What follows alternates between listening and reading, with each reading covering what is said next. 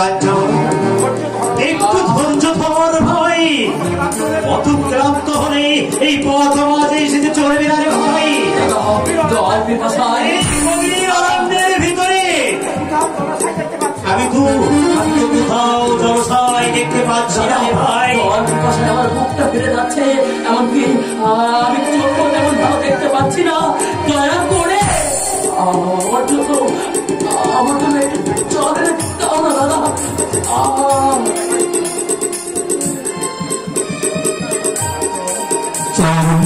চলবে ভাই কাঞ্চন, আমার সকল আস্তে আস্তে ধীরে ধীরে চল। আরো একটু দূরে গিয়ে আমরা কোথাও জলের সন্ধান পাই কিনা। যদি সেখানে জল পাই তাহলে তোকে তোরে আবেগ ভুলি এই পিপাসার তৃষ্ণা একেবারে ফুরিয়ে নিয়ে আসবো। চলে চল ভাই,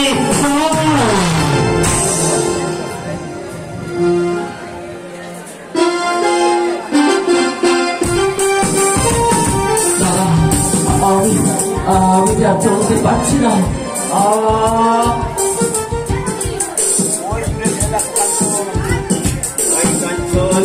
ওই দূরে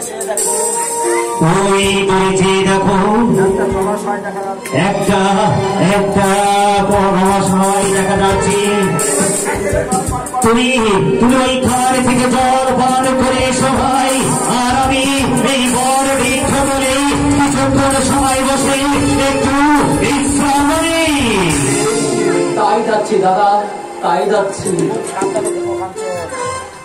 ভাই কাঞ্চন, খুব সাবধানে যে ভাই, খুব সাবধানে থেকো। তাই হবে দাদা, তাই হবে।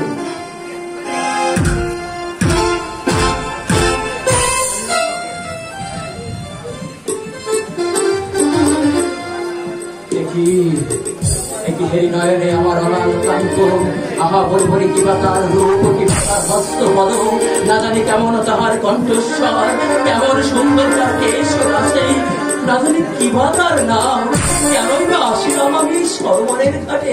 আচ্ছা যাই তো একটু অগ্রসর হয়ে। কে কে ওখানে, মানবী নাকি দেবী? এ তো দেখছি একটা রাজকন্যা, কিন্তু আমি তো কিছুই বুঝতে পারছি না।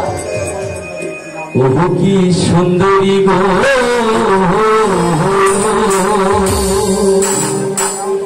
বিবান আমার মাতা পিতা হারি গো, কি নাম তোমারি? ও কি সুন্দরী গো,